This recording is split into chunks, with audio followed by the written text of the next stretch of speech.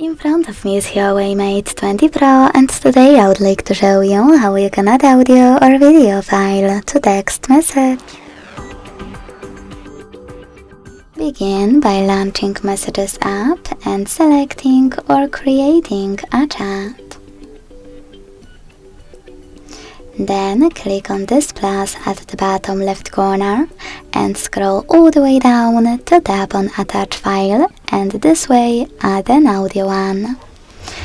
Now to look for it, hit Audio at the top, select one of those apps or click on those three lines at the top left corner to pick one of those sources. Either way, hold your file and click on Done at the top right corner. If you want to add a video one, use this camera icon next to the plus one.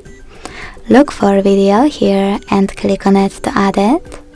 Select the gallery and click on it to add it from here. Or select folders and look for your video the same way you would an audio file. Thanks so much for watching. If you enjoyed this video, leave a like, comment and subscribe. Bye!